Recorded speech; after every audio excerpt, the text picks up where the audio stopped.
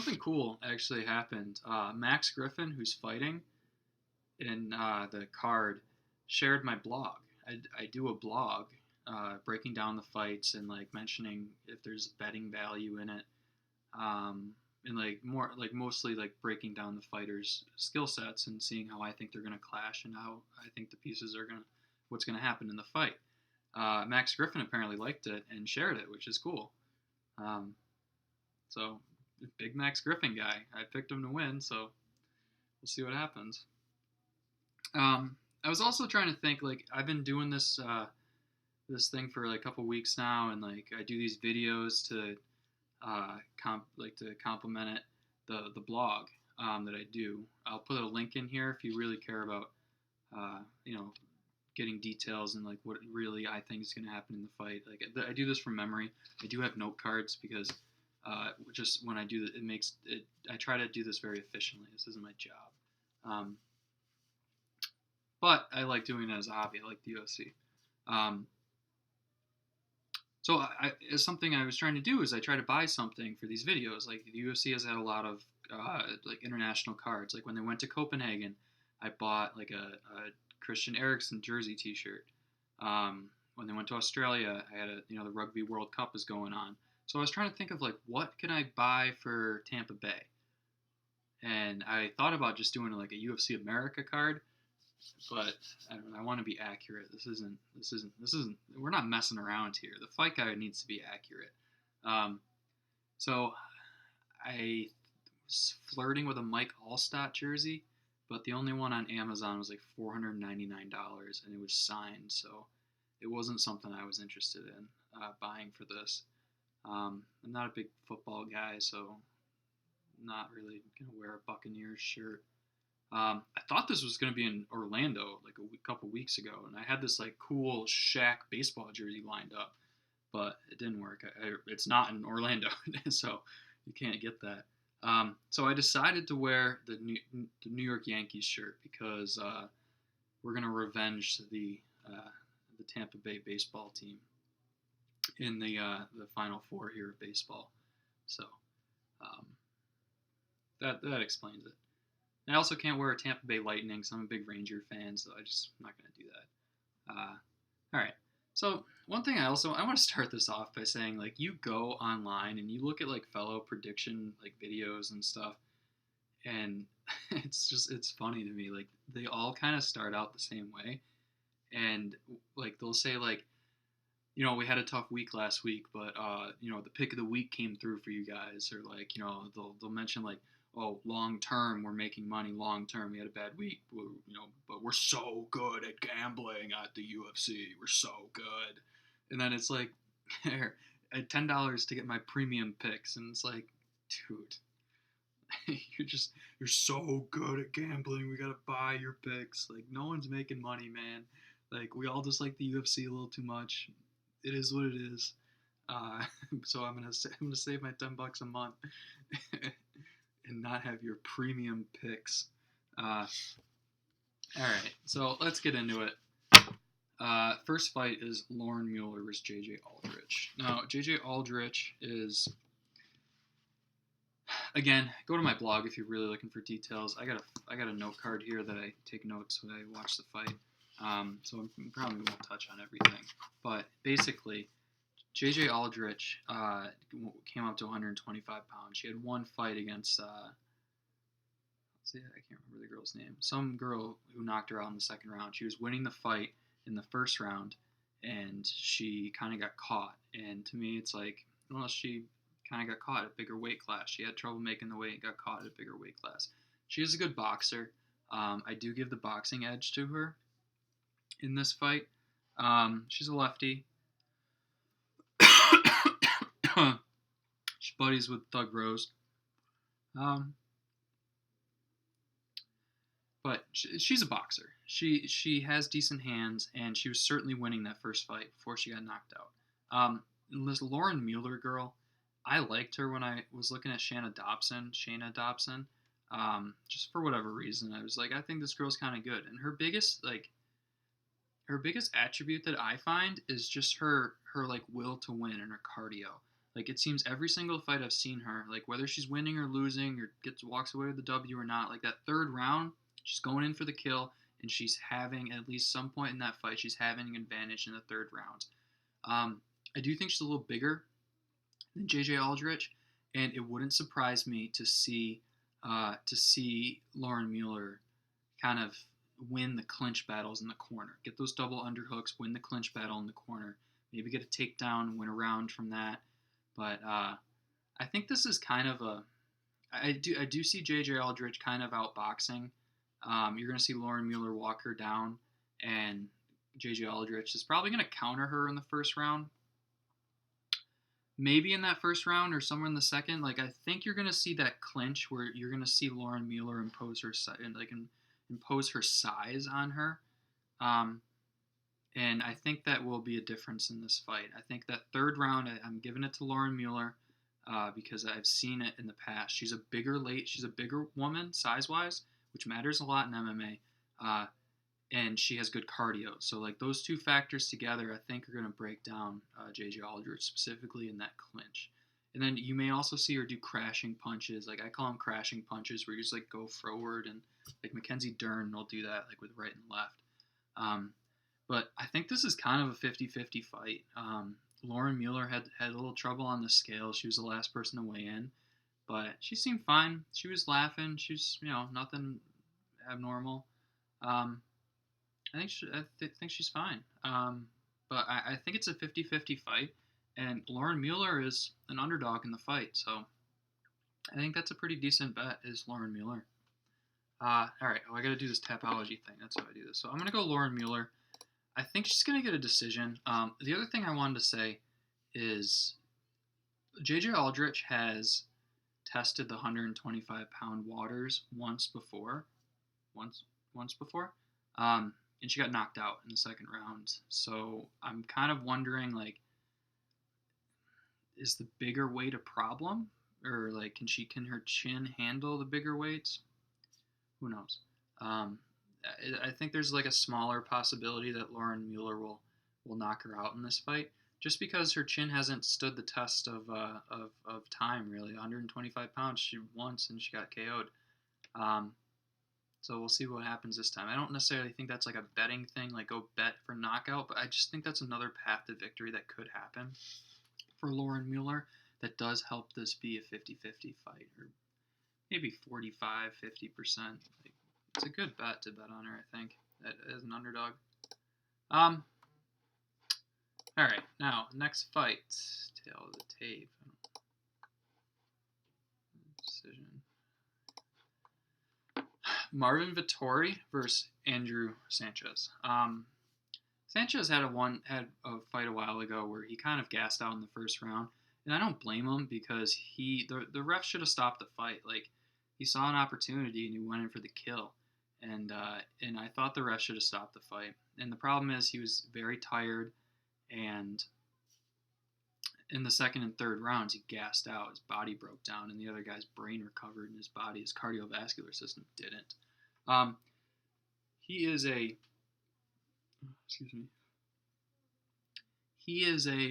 wrestler, and he's got a right hand. I don't think, and his cardio is no longer an issue. I really don't think so. It's been a focal point for him, and when I watch these fights, I watch like what the corner says to him, and it's been a focal point for him to not gas out again. I actually think he just went to TriStar over in Montreal, and I don't see the cardio being an issue, but I really don't see him taking Marvin Vettori down. Marvin Vettori has good takedown defense, and he has all the signs of a fighter that is he has all the signs of a fighter that's getting better, and he's improving. And I think the entire fight consists of Marvin Vettori walking him down and just connecting with punches. Like, pretty much that's what's going to happen. He may knock him out. I don't know. I don't even think Marvin Vettori has had a knockout in the UFC, but there's one coming. He's good. But I think Marvin Vettori is going to win this, like, a lot. He's going to win this a lot of the time. All right, so what do I have to choose? I'm choosing Vettori. I'm gonna say second round. I feel like second round knockout. And again, my blog does predictions of like what's gonna happen in the fight decision. So I would check for that if you want like a more accurate decision. I'm kind of just thinking about this twice, and I do think this is the same thing I put in the blog. So that's what I think.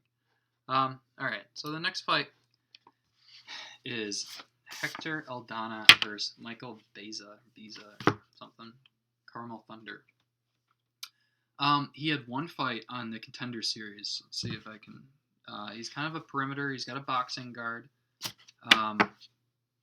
He's got a right hand. He's not really good at much else with the wrestling, with the jiu-jitsu. He's got a right hand.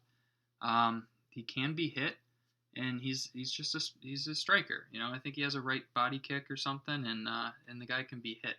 I am a sucker for a Mexican style fighter. Like, who was that guy who was it Argentina or something, or was it?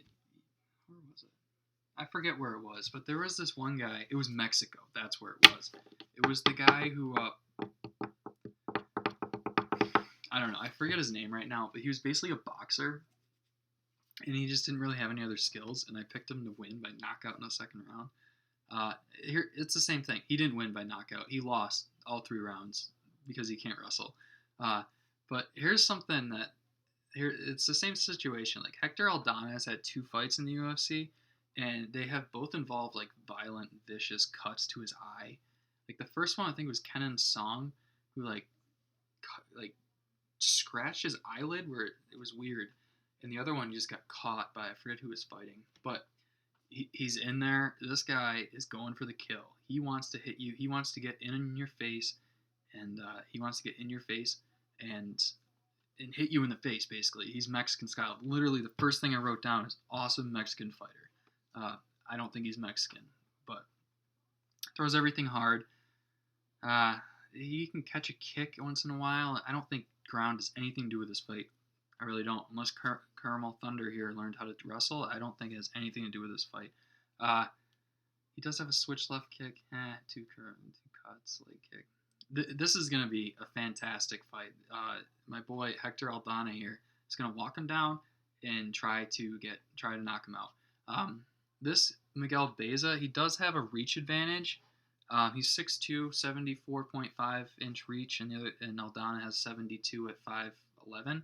So when there's an angle down, you're a little taller. It's like a little more, big math guy here. So there will be a reach advantage, but I don't think it's that much. I think Hector Aldana will find the inside, and I don't know if he's going to knock him out, but it wouldn't surprise me. It wouldn't surprise me if this guy knocked him out in the second round. So Hector Aldana, man, I'm going KO, like second round. Hector Aldana, he's going to catch him in the second round. Why not? All right, so the next one. Marlon Chito Vera versus Ewell. Now, Ewell doesn't have any skills except for boxing. His left hand is his skill set. He's a 75-inch reach advantage. Is at 135, 135 pounds. That's very long. And he can touch you, and you can't touch him. That's his thing, is boxing. But the problem is, if the fight goes anywhere else, he's kind of like a fish out of water. Like, he gets put on his back, Marlon Vera is going to submit him. Or maybe not submit him, but he's not going to be able to get back up. Marlon Vera has fantastic kicks, and a lot of times when you're in kicking range, it's farther away than boxing range, so it can help you alleviate that distance. Chito Vera has like 20 fights in the UFC. He's like 26 years old, 4 kids. Like, I don't know. It's a lot of fights, a lot of kids. But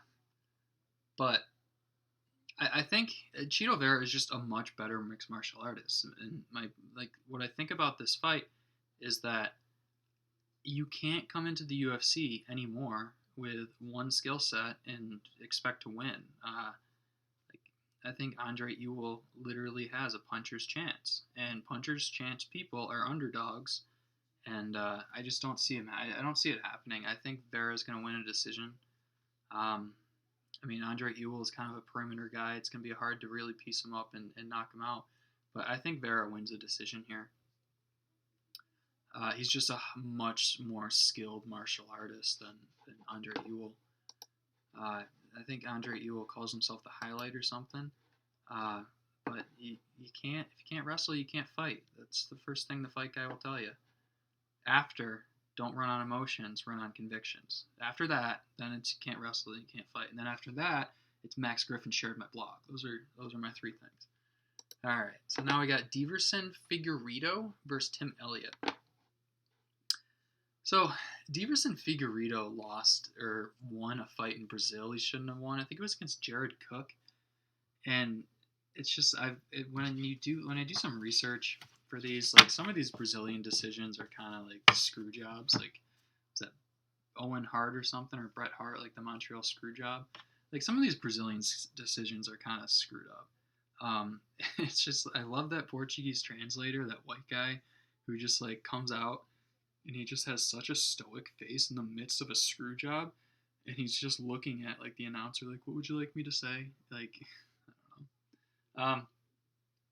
So what do I want to say here? Diverson Figueiredo is a very good jiu-jitsu practitioner. Very good. Let me go to my notes here. He likes the guillotine, so it wouldn't surprise me in this fight. With Tim Elliott is a wrestler, so it wouldn't surprise me in this fight if you'll see Diverson Figueiredo go for a guillotine. Not a big fan of guillotines. I think it puts you on the bottom position. But just thinking out loud about this fight, Tim Elliott is such a scrambler where you're on the bottom. Next thing you know, like Tim Elliott puts himself on the bottom. Let me see. Perimeter fighter, likes guillotine. He is a submission guy. When he does have full mount or he's in like half guard or something, you'll see him pass guard and try to go to submission. He's not really comfortable like in full mount, like hammer fisting you to get a knockout.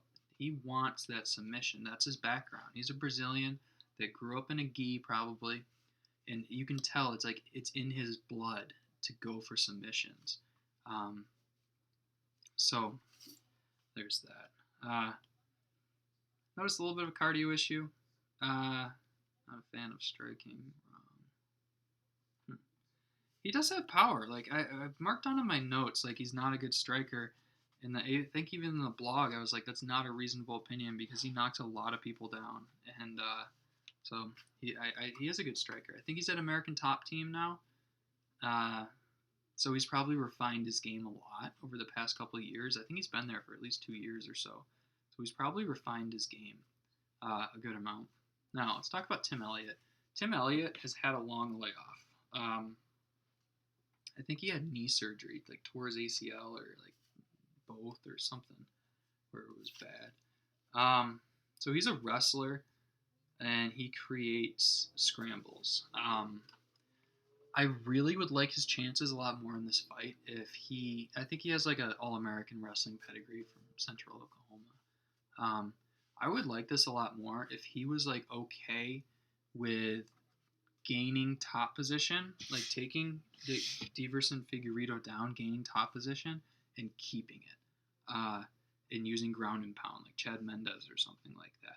But it seems like he wants to like roll with you and like scramble with you and like try to lock up a submission like in those scrambles. Like I just think Diverson Figueiredo is too good at jiu-jitsu to engage in those scrambles and allow Tim Elliott to either find a submission or have an advantage. Like Diverson Figueiredo may very well just lock up side control from one of these scrambles. Like I don't know. I'm not an expert on Tim Elliott, but that's kind of the impression that I got was I didn't see him like try to get that winning top position and like hold it with elbows or ground and pound or something. Like it seems like he wants to scramble.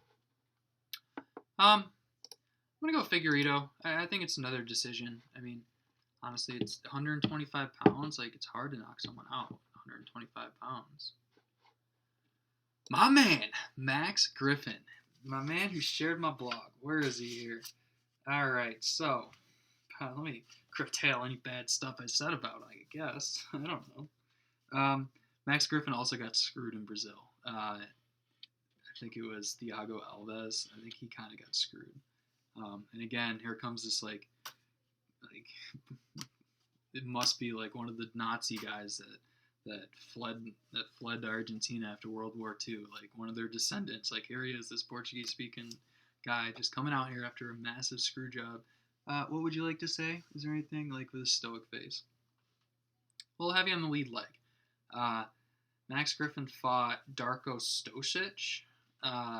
It's just from memory here, and that was a really violent fight. Like one thing, I think I watched 3 of his fights, rewatched them, the 3 most recent ones, and they're just violent fights, man. Like 3-round violent fights, which tells me he is durable. You may not see him like get knocked out in this fight by Morono. I know Morono's kind of a wild puncher, but he's been through the ringer with Mike Perry, Thiago Alves, and Darko Stosic. Like some of these guys can crack more than Alex the Great White Morono. What else I want to say? Oh, and the other thing in those fights, he has a cardio issue in the 3rd round. So Max Griffin, between this fight, went and sought out someone called the Swamp Coach, which it looks like on his Instagram profile, he helps train for special ops for military. So he's seeking out like this swamp thing or like some sort of this underwater training to help with his cardio. And I believe it. Like anyone who identifies themselves as having a problem goes and finds a way to solve it, is like awesome. Like I believe that he can solve the problem, and I actually think it's a good bet that he's going to win this thing in the 3rd round. Like I'm betting on the Swamp Coach. I don't even know if there's Alex Morono has a cardio problem, but I'm betting on the Swamp Coach. What else I want to say? He does have a wrestling game. He fought, I think, like Timothy Johnson or something, or one of his fights.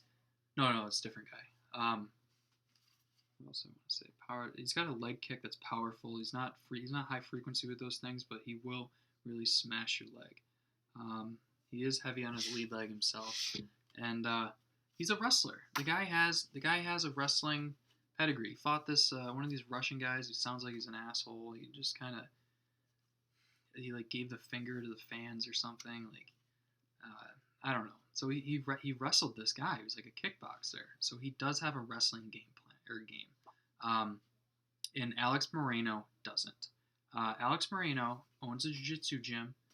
He is a black belt in jiu-jitsu, and he's one of those guys that will invite you to take him down. And the problem is he's okay with being in his guard because he's trained so much jiu-jitsu that he's not trying to get up from the guard. He wants to submit you from the guard. So if Max Griffin is not going to get submitted in Alex Morono's guard, I think it's so easy for Max Griffin to take, with the help of the Swamp Coach, with his cardio, to take him down. Like, I don't think he's going to have to battle for 3 rounds. I think he's going to easily take Alex Morono down, and he can easily ground out, like, win 3 rounds in a row with top position if he wants to. And I think that's a very reasonable thing, is that he's going to win a decision here by taking Alex Morono down and having top position. Alex Morono comes out. He swings wild punches. Fearless. He's got that Asian guy with an iPhone in his corner that puts like 1 minute, and he's got him like, like you're timing yourself. It's the most like obnoxious thing. Like, imagine being in a fight to the hypothetical life or death inside of an 8-sided shape, and then here's your Asian corner man. He's just got his iPhone like 46, 45, 44, like countdown. It would just stress me out. Like kick. He's got a wild stand-up game, like spitting back fists. Like he will wing punches. He's not afraid to throw down. Can't wrestle. Asian guy with an iPhone, loves jiu-jitsu. Basically it. I got Max Griffin with an ode to the Swamp King. I'm going knockout 3rd round. Yeah, he's going to get that top position. He's going to hit him with a couple elbows. Thomas Gifford versus Mike Davis. I saw Thomas Gifford. I watched his UFC debut with my buddies, and we all were making, I don't know if making fun of him was the active, was accurate, but I don't think he's very good. Oh, excuse me. The Jersey Mike's that just opened up across the street, just executed my coupon. Got a giant, what was it? My buddy told me to get at the Chipotle cheesesteak. It's pretty good. All right, so we got Thomas Gifford. I don't think he's very good. Like he loves his jiu-jitsu.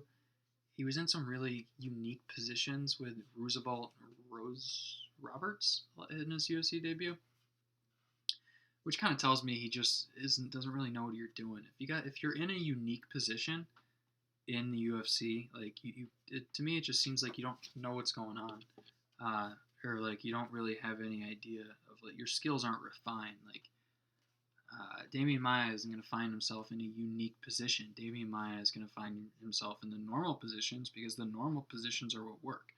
I guess he has a boxing background. I didn't particularly like his boxing as a UFC debut. I don't think he had much of a wrestling game, and I think he's really tough. One thing that I think about this guy is he will try his hardest. I don't think effort wins in the UFC. Skills and attributes win in the UFC. But what effort can do is train yourself in between fights to get better. So there is a possibility, I'm throwing it out there, there is a possibility that Thomas Gifford gets better. Having said that, this Mike Davis, this Beast Boy, I'm not a big fan of that nickname. But when Mike Davis fought Sodiq Yusuff in the Contender Series, I don't know how they didn't take both of those fighters. Like, Mike Davis is a really good fighter, and I don't know why Bellator didn't snatch him up, or like one championship. You're telling me Bellator doesn't need Mike Davis? This Davis kid is good, and I think there's 0% chance that this Thomas Gifford, unless he is a different human being this time, I don't think there's much of a chance that Gifford gets a W here. I think Beast Boy knocks him out, really, in the second round, maybe even the first round. I think it's a first round knockout. I just think he's so much better as a striker. Let me see what my notes said. He does have a wrestling background. He's got a kick. He's a Muay Thai practitioner. He's a really good striker. And Thomas Gifford is in for a long night here. I'd be burying the lead if I didn't say. I am burying the lead by telling you that he accepted this fight on 4 days' notice. Didn't have a problem making weight. I assume he's training. I think he was trying to fight in Copenhagen not too long ago, so he's probably in fight shape. I think he's good to go. I think he's okay. All right, Ryan Spann versus Devin Clark. Ryan Spann is a really gigantic human being. Long limbs, cardio issue, can't really wrestle too much. I do think he's good at getting himself back up, because I think he is really athletic. He's got those long legs, and he's good at getting himself back up. He's got a 79-inch reach, which is gigantic. He fights at 205. In his first fight, I think he fought Kevin Robertson or something in the Contender Series the first time. 2 Contender Series fights for him. He got with an elbow. He was out pretty quick, so I don't know about his chin or what's going on. But I wasn't a big fan of his chin there. But hey, I'm not the one taking elbows to the head, man. He does have really long arms. He loves the guillotine. Punching problem. What did I mean by punching problem? He's a problem when he punches. He does have a long reach, and he does have a lot of power. He is a freak athlete. Not a freak athlete, but he's a really long build, and he's a large human being. And that's basically like why he's in the UFC and why Dana White's given him a couple fights, but this is the first real test, I think, against Devin Clark, because Devin Clark can wrestle. And Ryan Spann's going to need to keep the fight on the feet, or he's not going to have much of a chance. Bad wrestling, 1-2 trips. It's specifically trips I think he gets taken down with, because he's so long, and it's just so, there's so much to trip, basically. Like, his center of gravity's higher. It's easier to knock him off. At one point, his coach was yelling, "Get up, Ryan! Get up!" Like, in his corner. Like, I don't know, maybe tell the guy how to get up. It's like, "Get up, Ryan!" Like, no, you get up. I can't get up. I don't know how. And also, I get the impression this guy works hard. So I very well may eat my words here with saying that he's going to lose this fight, but I do think he's going to lose this fight to Devin Clark. Devin Clark trains with Johnny Bones Jones, I think, over in Albuquerque, and Johnny Bones also has got a long reach. He looks Johnny Bones is a fantastic training partner if you want to prepare for Ryan Spann. Saw a video saying like he's got like these really big legs, and he was saying how like his game plan for this fight, and Jackson Winklejohn is a big game plan oriented camp. And his game plan for this fight, he said, was tailored around my legs. Like my game plan is they tailor it to me. So to me, that says Devin Clark is going to wrestle. Ryan Spann has a hard time wrestling. Who wants to stand in front with Ryan Spann? Even though Devin Clark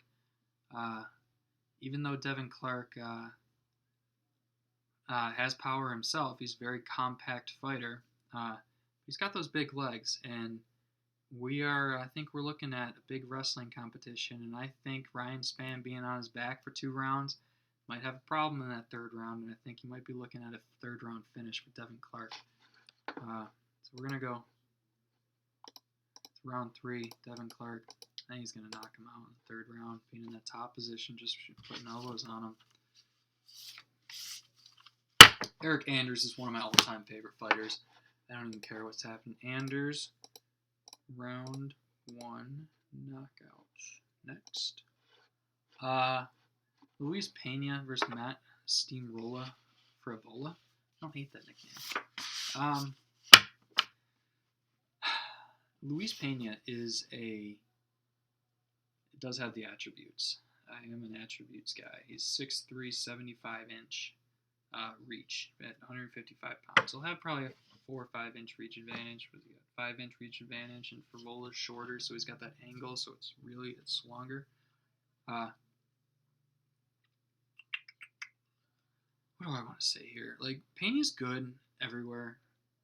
He's a lefty, and he can find his range pretty easily with that left hand. He can hit you, and you can't hit him, and that's a problem. He's good in the clinch because of his height. He uses gravity. He's got those knees in the clinch. Not a bad wrestler. I do think if someone tries to kick orthodox fighter, which is Matt Steamrolla Frevola, tries that inside leg kick, I think he could have success with it. He's long-limbed. His right knee.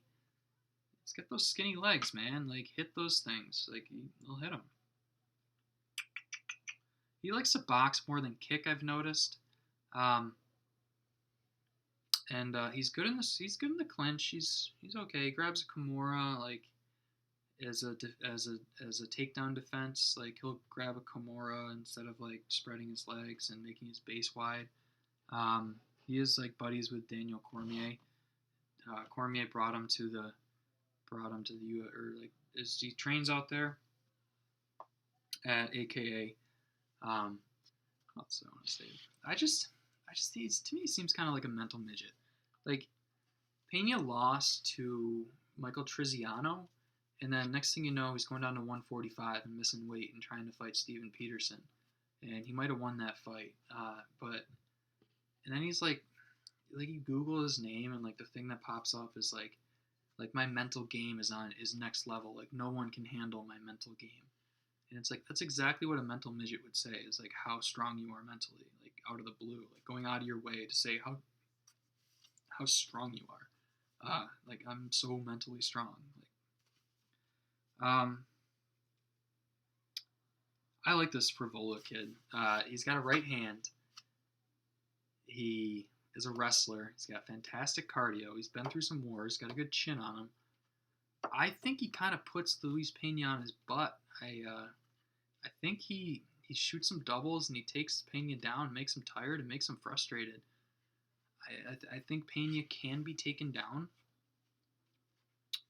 I do think Pena can be taken down. I don't think he's a fantastic wrestler. He talks about training with Khabib and Khabib telling him how much he needs to train more and like putting him in his place, that type of thing. I think he needs to. I think he can't stop the takedown. He's very good on the ground because he's so lanky, and he's good in the scramble. But if you have a wrestler like Steamroller Frevola from Strong Island with Ray Longo and Matt Serra in his corner, like I kind of think Frevola wins this one, like by decision, because he's just gonna take him down. I don't really. I mean, I know I am a big attribute guy. Like you don't win on heart, and Luis Pena has all the attributes, but I just think if he gets frustrated once, like on the ground, I think it's a whole different game plan for him. That's basically all I wanted to say. All right, so the next one is Mackenzie Dern versus Amanda Ribas. So Amanda Ribas, she's a grappler. Like she had a very impressive UFC debut. I think she's she's over there at American Top Team. She got popped for steroids, and USADA reduced it. She hasn't fought in 3 years or something. She got popped with steroids,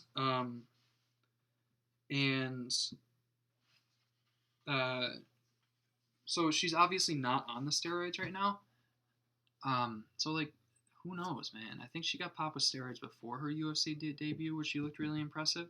But the problem is, like, her strengths are Amanda Ribas is a grappler, and she will like take your back. I think she won her first fight, her USA debut, in Minnesota, a couple months ago. She took her back, and I think she choked this girl out in the second round. The problem is, if you take Mackenzie Dern to the ground, you're not having an advantage. I feel like Mackenzie Dern beat Gabby Garcia at the ADA? What's the one? The big,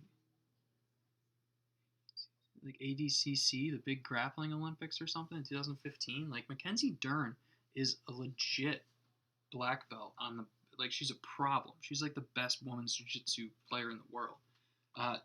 She also has some problems because she just had a baby like 4 months ago. Like she's probably like still lactating, and like female athletes don't come back from having babies, so it's kind of weird. But like at the same time, she looks fantastic. She looks in great shape at the weigh-ins, way better than before when she missed weight by 9 pounds, 8 or 9 pounds. It's really hard to predict this fight because you don't have any tape on Amanda Ribas. Mackenzie Dern just had a child like 4 months ago, which is, I don't know how to react to that. And she's kind of crazy.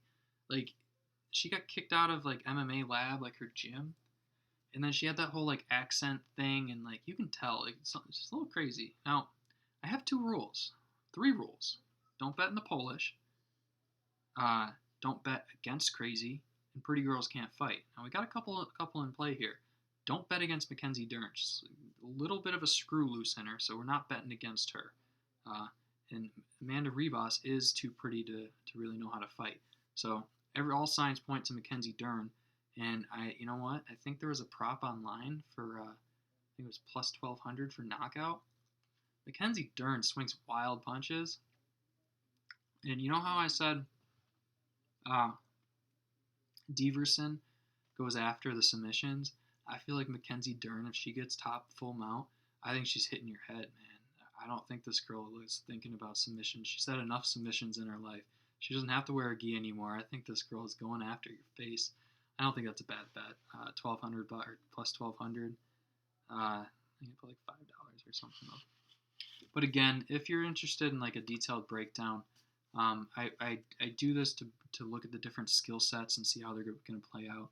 But after I think about it, I do look at the online sports book or something, and I go through and I do pick out things that I think are out of place. So if you're into the gambling, that would be something to check out. And I will put the link in the description or something. I just got into YouTube.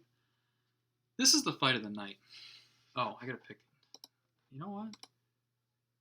I think Mackenzie Dern is going to knock her out in the third round. Why not? Like, get that full mount. See, a lot of times I don't think power carries because fighters will get fatigued in the third round, and a lot of times you'll see those like big guys like I don't know, like Mark Hunt would be an example, or like Tai Tuivasa is a good example of a guy that has cardio problems. We all watched Tai Tuivasa in Australia, and he gassed out after the first round. That's like the third time he's done that. He has a bad cardio problem. So like he's not carrying knockout power into the second and third rounds. He's got knockout power for the first round, but after that he's kind of done.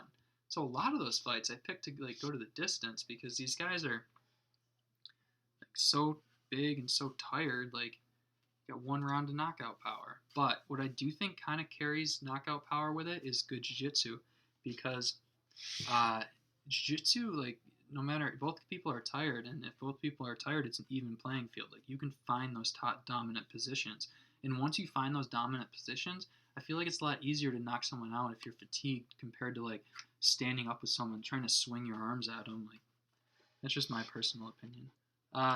All right, James Vick, Niko Price, the Texecutioner. It looks like James Vick had a very successful 155 career, and it sounds like he can't make the weight anymore because he's getting knocked out 3 times in a row by not 3 times in a row, but 3 losses. Was it Gaethje? And then he lost to my boy Paul Felder, big Paul Felder fan. And then he, who's the other one? Dan Hooker caught him with a left hook. Gaethje caught him with a right hand, and Paul Felder kicked his leg apart. So he may not be able to make the weight. He is gigantic for 155 pounds. Like what did I write down here? James Vick. I didn't even write his reach down, but he's gonna have a long reach. I think it's like 78 or something, or 76. I don't know, but he is gonna be taller than Niko Price in this fight. Let me see. Let me write this down. So Niko Price is a little heavy on his lead leg.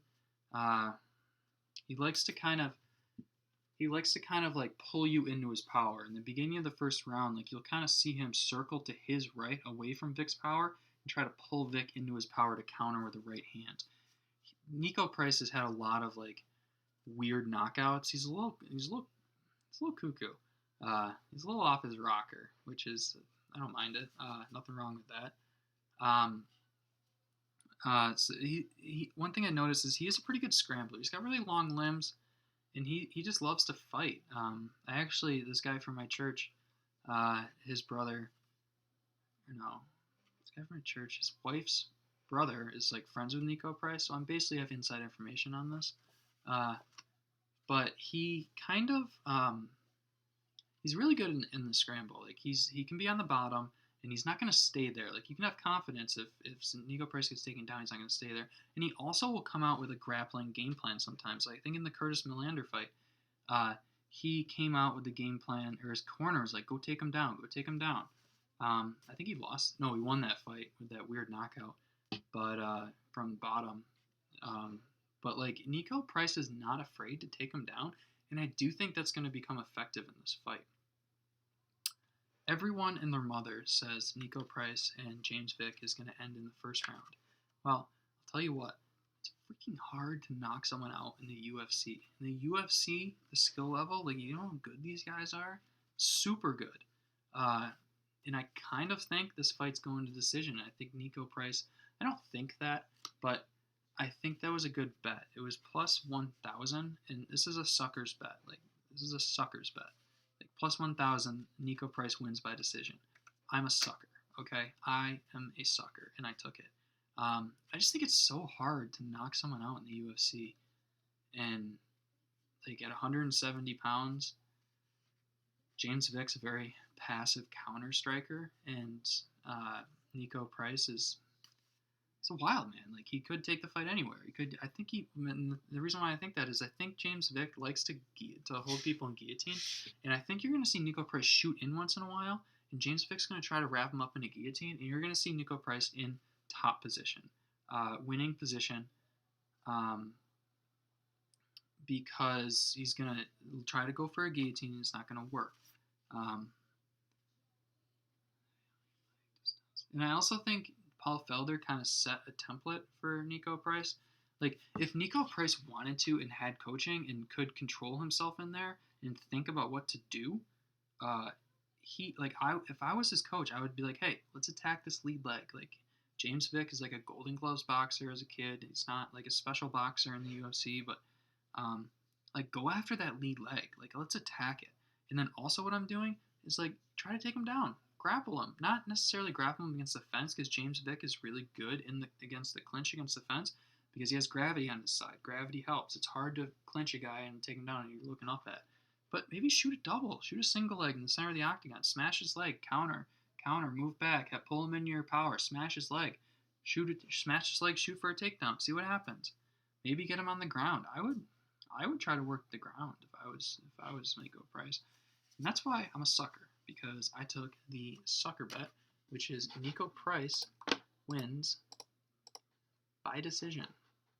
Sucker bet. All right, Kron Gracie versus Cub Swanson. So Kron Gracie has like one fight in the past 3 years. I don't know his backstory of when he tried to start fighting. I think his record's like 4-0 or something. I know he has a couple fights over in Japan for Risen, and he looks terrible in Risen. Like, he can't strike. Like, he doesn't know how to box at all. It's not even a thing. Like, it's not even close. But if he gets the fight to the ground, he is a problem.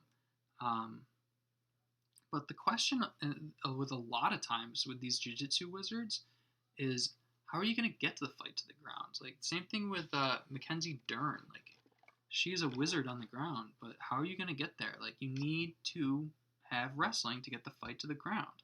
I think something not went viral, but something was trending on Twitter with like top-notch grappler versus like top-notch wrestler or something in a wrestling match, and the wrestler like won. I'm not familiar with wrestling, but they won by a landslide. It wasn't close. And that's what these jiu-jitsu wizards have a problem with in the UFC, is how are you going to take someone to the ground if you can't wrestle? And like Cub Swanson, I know he's on like a downturn for his career. Like, he's lost like 4 in a row or something. He's like a legend, like WEC, UFC. Like, Cub Swanson's like gonna go into that newly made Hall of Fame. But I don't like he's a million times better than Kron Gracie on the feet. A million. But if he takes his back, it might be a problem. And I don't see how Kron Gracie is going to get to this fight to the ground. Maybe he's just going to run at him and like jump in the air or something, and maybe like pull guard or something. I don't know. But everything about me says Cub Swanson is just going to hit this guy in the face a lot. And that's just what's going to happen. But it's a really cool fight because everyone loves the Gracies. Everyone knows the lineage. Very cool fight. But I'll tell you what, man. Like, Cub Swanson's going to win this one. And I think it's going to be by knockout. Like, second round knockout. Like, he's just going to have trouble in the first round and realize he's over his head. Now, I'm going to be honest. I didn't research this one tremendously. My research ended 2 weeks ago when I wrote in my blog that Joanna Jedrzejczyk had breast implants. Now, if you have breast implants, it does not speak well to your commitment to 115 pounds fighting division in the UFC. No one has ever been 1 foot in, 1 foot out in the UFC and been successful. And breast implants are 1 foot in, 1 foot out. Like, not the actual weight of them. It's just like the mindset of like, now is a good time for me to get breast implants. Like, I'm still gonna fight, and then like, I'm just gonna do this in the middle. Like, she lost her belt. She lost to like Valentina Shevchenko, who she had a fantastic, nice performance against. Considering, look at the other performances against Valentina.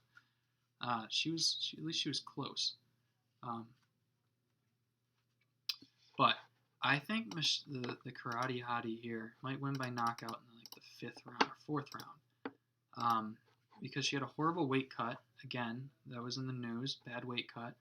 And I think in the later rounds, Karate Hottie's been preparing for this for a long time. Like she's got the whole mom champ thing. Like she's been Instagramming pictures of herself on a scale, showing how she's cutting herself down, making the weight cut easy for her. I don't think the same thing with Joanna Jedrzejczyk. I know she's a plus 300 underdog, and Johanna's like plus minus 350 or something. I don't know. But I think Michelle Waterson's a good bet in this fight. I think she gets a knockout in round 4. But all right. Well, the fight guy is very appreciative to Max Griffin for sharing my blog. That was very cool. And I hope to see you guys next week.